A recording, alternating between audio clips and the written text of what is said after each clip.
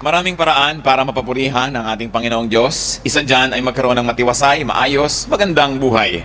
Kaya hindi bagay sa mga anak ng Diyos na magulo, na hindi payapa at hindi maayos ang pamumuhay. Spirituality must translate into a good life. And people who are spiritual should not be guilty for having a good life.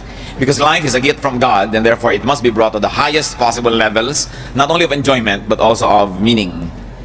Bakit may mga nagkakaroon ng buhay na maayos, merong magulo, may tahimik, may payapa, merong hindi? It's a matter of choices. And you always have to choose between right and wrong, between good, better, or best. And choices are often clear. Sometimes they are not. And choices can be confusing.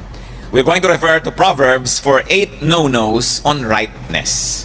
Mga sinasabi ng Proverbs na hindi dapat gawin kung gusto mong maging tama ang pamamaraan sa buhay, tama ang tinatahak na landas. Salamat Diyos sapagkat kayo ay may mga iniwan sa aming mga babala, katuruan, halimbawa. Salamat po for the Proverbs that can be referred to for life. Salamat sapagkat maaari kaming magbasa, mag-aral, magmemorya ng mga katuruan nito at ito'y aming unawain at i-apply sa buhay. Patawarin mo kami sa mga kasalanan namin, O Diyos. Lahat po kami, pag humaharap sa inyo, nakikita namin ang aming mga karumihan, ang aming mga kasalanan, sapagkat kayo ay kaliwanagan, kayo kabanalan, kayo ay sakdal, puro, dalisay. Lord, purify us, cleanse us by forgiving us. Forgive us our sins. We acknowledge our wrongdoings. We acknowledge our shortcomings.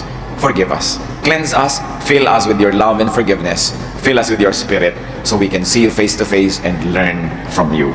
Ilayo niyo po kami sa gawa ng mga masasamang espiritu, mga masasamang tao, at pati ang mga mahal namin sa buhay ngayon, alagaan niyo rin po sila, Lord. Bigyan niyo kami ng payapa, tahimik na isip, at nang sa ganon, makapagtuon kami sa inyo ng pansin na di aagawin ng sino man o ng anuman. Speak to your people, speak in power and majesty. We ask you, Father, in the name of Jesus our Lord, our teacher.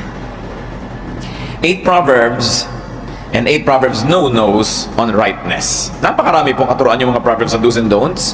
One is do not forget parental teaching. Wala naman tayong bagong ambisyon na pag-aralan. Yung Proverbs man, it's always been there. It's constant.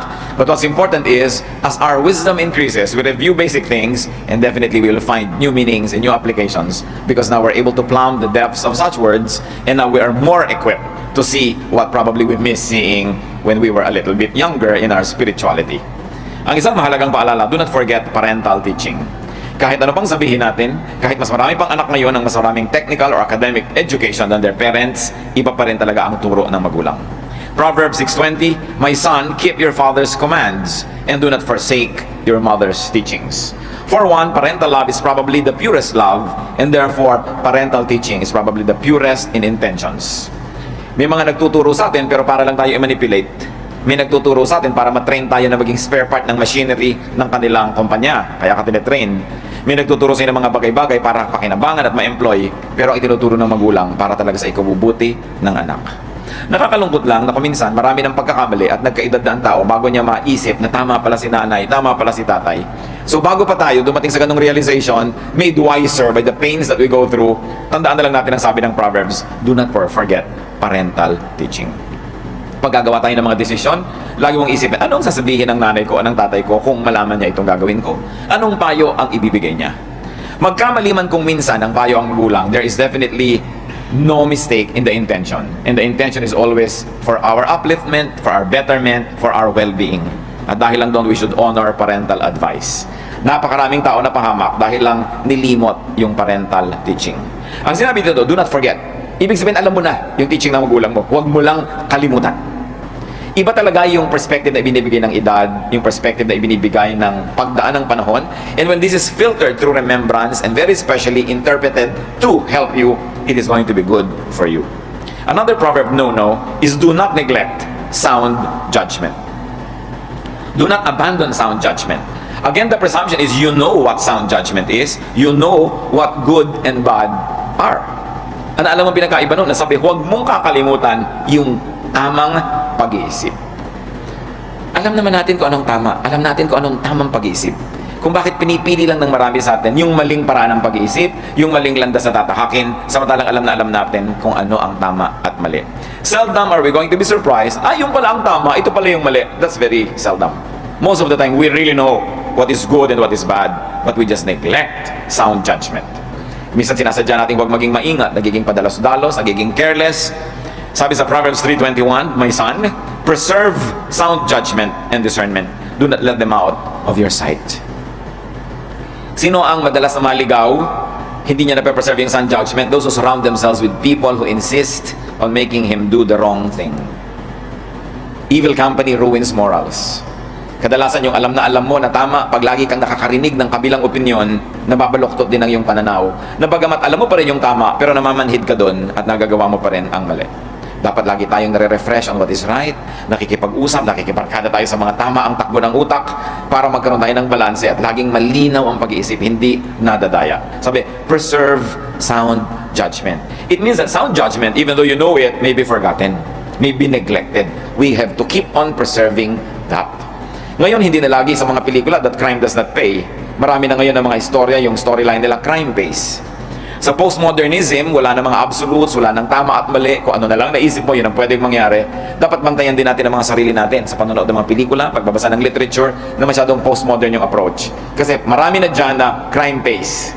Mapapansin nyo yan, nung araw, walang criminal story o walang story na may mga bad people who are not punished in the end. But right now, pwedeng ipakita na, see, for being bad, these people are having a vacation in the Caribbean. Kaya lalong natin dapat bantayan yon. Sabi, preserve sound judgment. You have to fight for it because the world system will want it taken away from you. Another proverb, no, to have a good godly life is that do not resent, do not reject godly correction. Yung una, pinapreserve mo yung good judgment para hindi ka gagawa ng mali. Pero just in case nakagawa ka na ng mali, huwag mong tanggihan, huwag mong kainisan, huwag mong layuan yung nagtutuwid at yung pagtutuwid sa iyo. Do not reject godly restriction or justice. Proverbs 3:11-12. My son, do not despise the Lord's discipline and do not resent His rebuke, because the Lord disciplines those He loves, as a father the son He delights in. Huwag daw sumama ang loob kung itinutuwid. Huwag sumama ang loob kung ang mga liko nating gawa ay hindi binibigyan ng premyo at nagkakaroon pa nga ito ng parusa. Sapagkat ano mangyayari sa atin kung yung mga kamalian natin biglang may mga rewards? Mawiwili tayo sa paggawa ng mali, hindi natin malalaman na lumayo na pala tayo ng lumayo sa tama. At dito din merong definition ng good parenthood and good parenting. Mahal mo ang anak mo, dapat mong disiplinahin. Discipline only says that you must reward good behavior and punish bad behavior. At nasa ganoon, sa formative years, lalo na ng mga bata, matanim sa kanila kung ano ang tama at mali. Kadalasan, pag naitanim na ng malinaw, malalim, matibay sa isang isip kung anong tama at mali, kahit tumanda na siya, magkaedad na siya, hindi mo na ulit-ulitin yung lesson, alam na niya ang tama at mali. At yun man ay sinusuway niya, alam niyang may sinusuway siya na pamantayan ng tama at mali. Huwag tayo nagtatampo sa Diyos. Kadalasan, meron tayong mga hindi natatanggap, nagtatampo tayo sa Diyos. Dapat natin isipin, itinutuwid siguro ako ng Diyos. May mga gusto akong mali. May mga gusto akong hindi bagay sa akin. May mga ginawa akong hindi tama. Sabi, do not despise the Lord's discipline. Pwede ka bang lumaban sa Diyos at pwede ka bang magtagumpay na nagtatampo ka sa Diyos? Dapat nating tanggapin ang maluwag sa dibdib kung tayo itinutuwid. At lahat ng pagtutuwid ay masakit.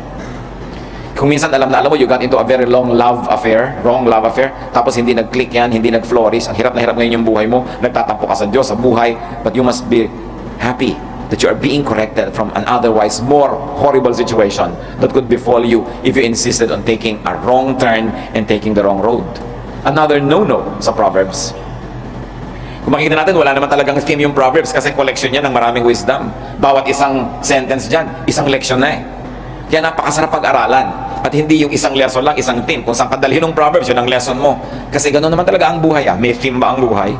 Meron bang theme na pwede mangyari sa isang araw, sa isang linggo, sa isang buwan? Random ang mga bagay. Hindi laging ayos. At ganoon ang tunay na buhay. Tulad din ng Proverbs. Do not envy wrongdoers. Sasabihin niyo, obvious naman lahat ang pinag-aaralan natin. Siyempre, talagang obvious. Wala namang bago eh. Sinabi ni Solomon, there is nothing new under the sun. But the point is, are you finding new applications to what you already and previously know? Nakakakita ka naman ng bagong mga kahulugan ito, bagamat dati na alam ang mga ganitong bagay. Proverbs 23:17, do not let your heart envy sinners. Parang madali namang sabihin, siyempre. Pero madalas nalilibang tayo na natutokso tayong mainggit sa gumagawa ng mali. Minsan natutokso tayo sa yumayaman bigla kahit mali ang kanyang pamamaraan. Natutokso tayong mainggit doon sa may mga shortcuts na ginagawa sa buhay, tapos parang nagkaroon sila ng instant reward and gratification. Merong kinakaingitan tayo na gumawa ng mali, favoritism, mga cheating, tapos napopromote sila. Sabi sa Bible, do not envy sinners. Alam ng Diyos yan.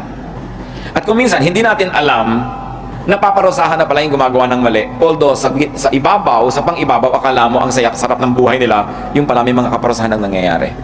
At kung minsan naman, akala natin, dehadong-dehado tayo dahil tayo yung gumagawa ng tama, hindi pala natin alam na may mga blessing na ibinibigay sa atin ng Diyos. Hindi naman kasi kailangan laging nakikita yung blessing.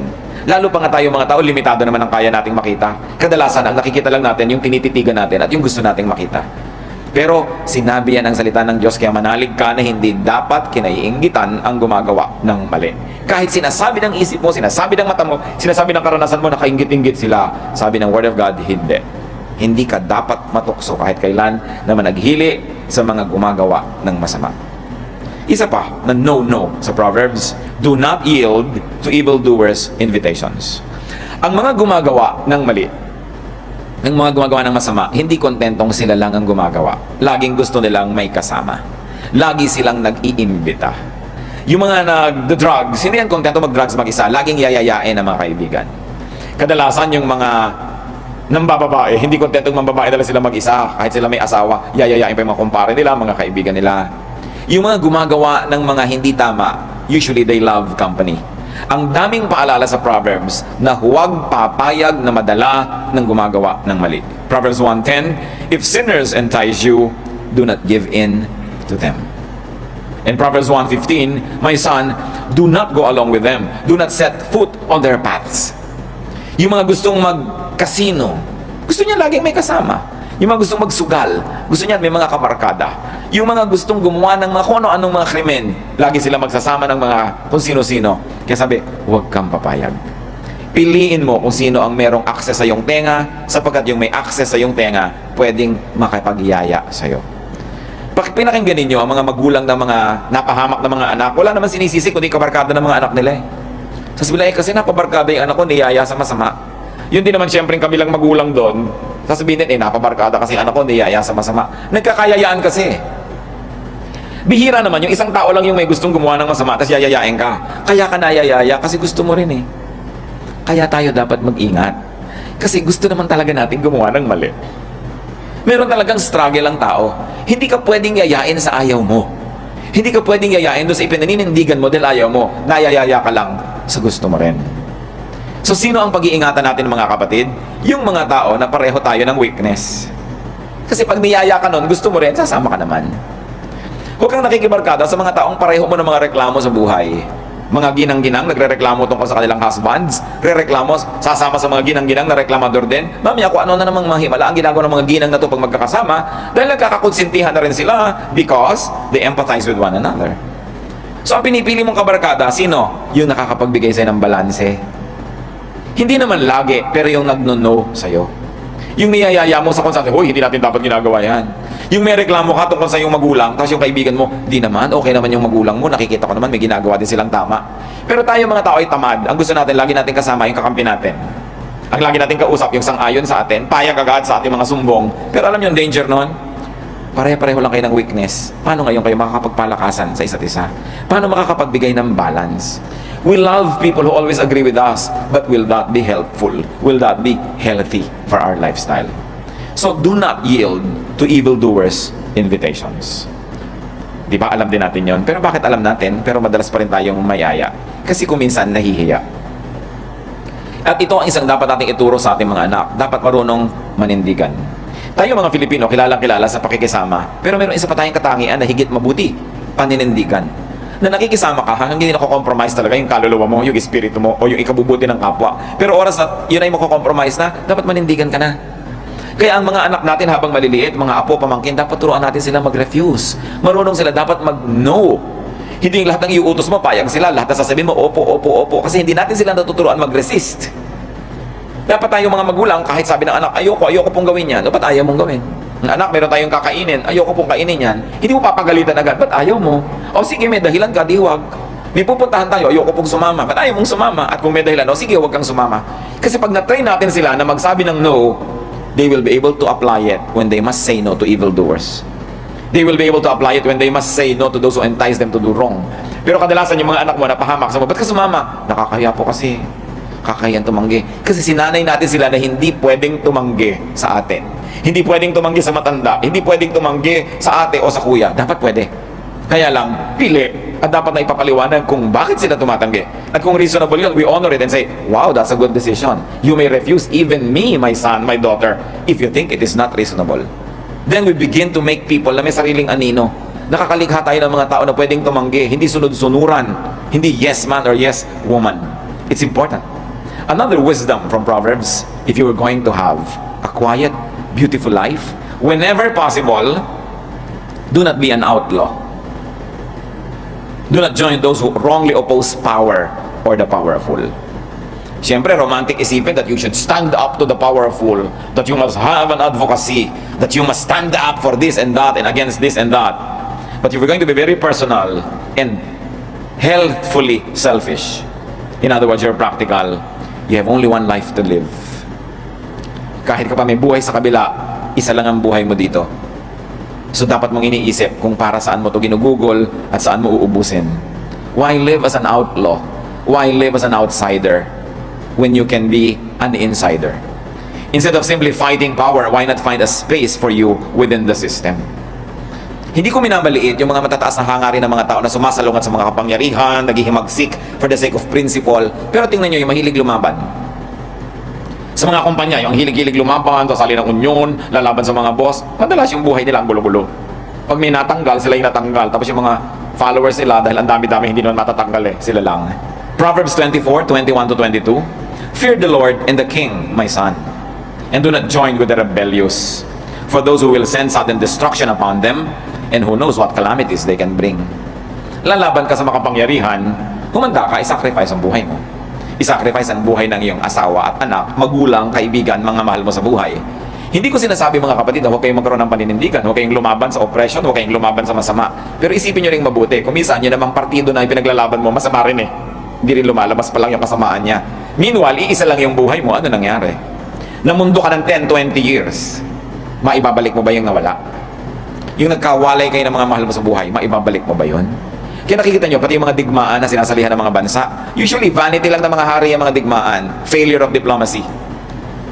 I remember one poem by J.D. Drilon Jr. who was a veteran in the Korean War, na minsan nasa mga dugout sila, nasa mga hukay-hukay sila para hindi tamaan ng mga bala, foxholes. Sabi niya, we are at war because elsewhere our leaders failed to make the peace. And it's true. Many lives are just used as pawns in cruel chess games played by kings. Kaya kung mahilig ka sa ideology, na-convert ka sa ganung ideology, lalabanan mo ngayon yung kabilang partido, naubos ang buong buhay mo, it's an unsung life, uncelebrated life. Meanwhile, it's your only life. So isipin mo kung kanino mo itinatalaga ang iyong buhay. At kung makikita mo rin lang na may space within this system, though you may not like it, but there's a space which will allow you to live your life to the most that you might be allowed by the system, it's best not to fight power. Kasi yung buhay mo, iisa lang. Marami yan mga teaching sa Bible. So be careful with your words. Do not criticize the king or the rich, because the birds of the air will take your word to their very bedrooms and they will know what you're saying, at kawawa ka naman dahil bumabangga ka sa pader. Gusto kong bigyan ng diin mga kapatid na hindi ko sasabing huwag tayong manindigan for principle, pero isipin mo yung ibabayad mo sometimes for principle. Mayroong mga taong napaaway, nasaksak, napatay dahil lang sukli sa jeepney. Ayaw pang ibigay ng driver yung sukli, so yung sukli ko, may nag-away na sila, tinubos siya, sinaksak ko, namatay, prinsipyo, piso. Parang is it worth it? Dapat isipin natin, ang buhay kasi natin bigay ng Diyos, pinapahalagahan mo. Init ng ulo, makikipaglabanan for parking lot, nagbarilan, yung isa namatay, yung isa nakulong for life. Para sa parking space, principle. Kailan mo ibebend yung principle when you say, well, it's not worth dying for? No? Tinitingnan natin yun. Is it worth dying for? Napakahalaga, kasi minsan ka lang mabuhay. Minsan nadadaya tayo. Mga mangmang nadadaya yan. Yung mga hindi nag-iisip nadadaya, nare-recruit, nahihikayat, pang-ubos ng bala ng kalaban. Sila yung mga frontliners. Sila yung tagagawa ng mga dapat gawin. Meanwhile, yung mga ideologues, yung mga may mga ideya, yung mga matatayog ang mga hangarin, mga safe, mga tahimik ang buhay at masasarap ang mga buhay. Habang nauubos at nagdurusa yung mga tagasunod nila. Lahat ng mga isms may ganyan. Lahat ng mga ideology may ganyan. Lahat ng mga pananalig may ganyan. Kaya bantayan natin mga kapatid, sa natin idinededicate ang ating buhay. Another no-no on rightness is do not take advantage of the weak. Proverbs 22 verse 22, do not exploit the poor because they are poor, and do not crush the needy in court. Isa yung no-no talaga sa Biblia. Mang-aapi ka ng kawawa, mang-aapi ka ng mahina, ng mahirap, ng may sakit, ng matanda, ng bata, ng babaeng mahina. Lahat yan, sinasabi, no, no, no, do not do that. Because God is on the side of the weak. It is not always apparent that He is. It doesn't always show. But the Bible tells us that God has a soft spot in His heart for the weak. Kaya ang ginagawa natin para sa mga mahihirap, sa mga mahihina, sa mga walang kalaban-laban, inaari ng Diyos na ginawa natin sa Kanya. So kung ginawa natin ng mabuti ang mga taong ito, ang Diyos ang nagsusukli. At kung ginagawa natin ng masama ang mga mahihirap, mga kawawa, mahihina, ang Diyos ang naniningil sa atin. Minsan pa, hindi naman laging obvious na nasisingilan tayo. Pero sabi sa Bible, sinisingilan ka. Nadaramdaman mo man o nalalaman o hindi, nasisingilan ka. God's justice is always at work. At huwag nating i-provoke yung galit ng Diyos. Ang kapangyarihan ay ipinahihiram ng Diyos para ating kupkupin ang mga kawawa at mahihina. Hindi ito ibinibigay forever para lang palakasin natin at pasarapin ang ating buhay. Ito ay pahiram. There's always a responsibility that goes with power or influence. Pag naging supervisor ka, naging manager, naging executive, naging may-ari ng kumpanya, meron kang pananagutan dun sa maliliit at meron kang pananagutan sa Diyos na siyang nagpapahiram ng kapangyarihan. So do not take advantage of the weak. Isa pa sa mga weak, yung nagmamahal sa'yo. Yung alam na alam mong mahal na mahal ka, kahit sabihin mong tumalon ka sa building, tatalon, ang dami ko nakikitang pang-aabuso niyan.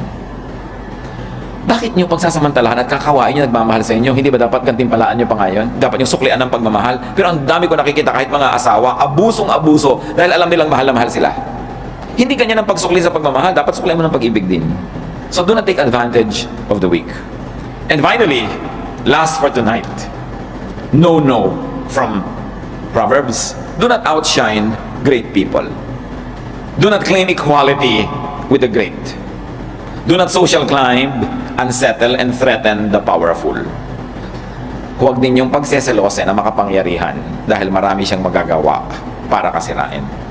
Huwag papanibughuin, huwag bibigyan ng insecurity because the powerful can do many things against you. Proverbs 25, 6-7. Do not exalt yourself in the king's presence. Do not claim a place among great men. It is better for him to say to you, come up here, than for him to humiliate you before a nobleman. So magdahan-dahan. Huwag masyadong makipag-chami-chami sa mga matatasang ranggo dahil baka mapahiya ka. Huwag nagmamagaling in the presence of great people dahil pag na-insecure sila sa'yo, lagot ka. Kung ikaw ay isang empleyado, tapos meron kang ideya, meron kang supervisor, tapos may mas mataas kesa sa kanya, tapos nagmamagaling ka dito, papatayin ka nito, kawawa ka naman. Lumagay ka sa lugar. Kung talaga kang mahusay, kung talaga kang magaling, hindi yan masusuppress. Matakpan man yan isang araw, 2 araw, 1 linggo, 3 buwan, lalabas at lalabas ang galing mo. But do not needlessly unsettle the powerful. Ito kung minsan, ang natataka ko, hindi matutunan ng mga tao in the corporate world. Pinapa-insecure nila yung kanilang immediate superior in front of a bigger superior. So anong gagawin nito? Everything within his or her power will be used against you. Kailangan lumalagay ka sa lugar. Do not outshine those who are supposed to be above you. Let whatever you do, give credit to them. At magkikita mo, aandar ang katarungan at hustisya ng Diyos. In fact, let me add this. Do not just say, don't shine and outshine great people. If you can, do not shine at all. Hindi ko sinabing huwag kang maging excellent, huwag kang maging good, huwag kang maging fruitful, but try not to be noticed too much. The world, and especially this country, punishes the brilliant. At sinabi na yan ni Jose Rizal sa No Limit Angere, ang pinakamatayog na puno ay tinatamaan ng kidlat. Gusto mong magkaroon ng tahimik na buhay, sikapin mong huwag maging number 1. Yung mga number 1, bagamat number 1 sila, ang laki ng bayad. Halimbawa, number 1 ka head of state. Okay, number 1 yung kotse mo, number 1 ka everywhere. Pero pag bumagsak yung gobyerno mo, nagkaroon ng coup, nagkaroon ng change in government, ikaw yun na-exile eh. Hindi naman na-exile yung Secretary of Labor. Hindi naman na-exile yung mga governor na in-appoint mo dyan. Buhay na naman sila, mapupula na naman ang hasang nila, ikaw naka-exile. Kasi number 1 ka eh. Pagka may mga strike, tingnan nyo, yung mga number 1, yun ang natatanggal sa trabaho, yung mga iba naman tuloy pa rin. Sino ba na-assassinate? Yung mga number 1 naman, di ba? Hindi naman ina-assassinate yung number 2, lalo hindi naman siya threatening. So, nagtataka ko, ba't ang mga tao gusto maging number 1? Pag number 1 ka kasi marami na inggit. They'll do everything to destroy you. Pag number 1 ka, maraming may gusto ng privileges mo, kahit hindi naman sila kasalo sa hirap mo. Pero gusto nilang sumalo sa ginhawa mo. Pag nagpakahirap-hirap ka to make a career, to make a name, to make a profession, pag mayaman ka na, andyan lahat ng kamag-anak mo magsusulputan. Gusto nila makihati. Inalagaan ka niya noon, pinalitan ka niya ng lampin, lahat ang maisusumbat sa'yo para kasali sila. Pero hindi sila kasama sa pagdurusa mo, sa pag-iisa mo, sa kalungkutan mo. So bakit mo iibigin ang ganon? Nakakalungkot lang na bago ma-realize yun ng iba, number one na sila. And almost irreversibly number one. So they have to maintain and maintain and maintain it. You know what life is? Meron ka nagagastos, nakakabili-bili ka ng gusto mo, kakalakad-lakad kayo, medyo ka free. Pwede kang huwag magtrabaho o magpalit ng trabaho dahil hindi ka naman sobrang asang-asa doon sa ginagawa mo. Okay na dapat sa buhay yun. Hindi yung magkamal ka ng pagkarami-rami. Pag ang dami mong kayamanan, ang daming gustong sumingil ng buwis sa'yo. Biglang ang dami palang gobyerno. Hindi lang isa dahil maraming naninigil sa'yo ng buwis. Maraming mga nangingikil. Nung araw, mga 60s, 1960s, yung mga artista, mga tao, hindi alam, gusto mo sa sumikat. Pag sikat na artista ka pala, may mga gangs nun na humihingi ng malaking portion ng income mo. Pag hindi, bubusan nila ng asido yung mukha mo. Di mabuti pa, hindi ka nalang naging sikat, nasa listahan ka nila ng bubusan. Tapos bigay ka ng bigay, ang sama ng loob mo, para huwag lang nilang busan. Ang hirap di maging sikat. Ang hirap na kilala ka, ang hirap na leader ka. Pag nagkamali ka, ine-expect ng mga tao, wala kang mali. So pag nagkamali ka, may nakaalam ng pagkakamali mo, gusto ka laging blackmailin. Kaya dapat supportive tayo doon sa mga talagang kailangan. May number one, alangan mang wala. Hindi man pwedeng wala kang leader, hindi man pwedeng walang number one, pero we must be supportive because there are many people who like to destroy them. There are many people who like to see them fail. But when our leaders fail, when the number ones fail, we go down with them because there's a bit of us that will also suffer. Dapat nating inuunawa ang ganitong bagay. At yung mga hindi sikat, pasalamat kayo. Kung hindi nyo kailangan ng bodyguard, pasalamat kayo. Kung hindi nyo kailangan ng publicist dahil laging may naninira sa inyo, pasalamat kayo. Huwag kainggitan yung mga taong nangangailangan nun. Dahil hindi lang natin alam kung anong mga hirap, kung anong mga bayad ang kailangan nilang gawin dahil sila yung number one. So, you want a quiet life? Settle for 2 or 3 or 4. Shine in your work. Be excellent. But try not to shine everywhere else. Lalong-lalo yung kilala ka, sikat ka. Ang mga tao kasi maiinggit sa'yo. At pag naiinggit sa'yo ang tao, wala silang iisipin kundi paano ka sisirain. When we talk about rightness, it doesn't always talk about morality or the opposite of wrongness. Pinag-uusapan lang dito yung pinakamagandang paraan para mamuhay. At kung gusto natin ang paraan para mamuhay, read the Proverbs. Read Ecclesiastes. Talagang ang galing ng mga katuruan nila. Yung mga karunungan na inipon ng matagal, pagkatapos na preserve because they are true. Kaya dapat nating pakinabangan lagi yan. Huwag niyong kakalimutan to read the Proverbs. At laging magbasa niyan. Maging ang sarili nating Proverbs, yung wala sa Bible, Proverbs ng Filipino nation, ang gagaling din ng mga katuruan na pwedeng maging pamantayan sa buhay. Life is a gift. It must be engaged. It must be enjoyed. It must be celebrated. So, we must not expend needless energy for other pursuits. Pag nakinig tayo sa Proverbs, dadami ang ating kaligayahan, liliit ang ating mga needless worries, magkakaroon tayo ng mas malaking space sa ating puso para purihin ang Diyos at maging mabuti sa ating kapwa. Diyos namin, ano po ba ang katuruan na nais niyong baunin namin? Marami ko yung pinag-aralan na verses. Lord, kung makikinabang kami ngayon sa isa lang man lang o dalawa, sulit na sulit ang pagpunta namin. Ituro mo sa amin, Panginoon, kung ano mga dapat naming hindi gawin at mga dapat gawin bilang tamang tugon sa aming pag-aaral ngayon. We learn from the Proverbs and we know, Lord, that your word is wonderful, it is perfect, so teach us how to apply this in our lives. Magbulay-bulay tayo mga kapatid, isipin natin, ano nga ba ang dapat nating reaksyon sa mga pinag-aralan natin ngayon? At nawa, sa pakikinig natin sa katilinuhan ng mga kawika na ito, mas makita natin ang ganda ng buhay. Aming Panginoon, turuan nyo kami sa saglit ng pakikipagniig sa iyo. Patuloy po kayong mangusap. We ask for very personal applications of this great wisdom.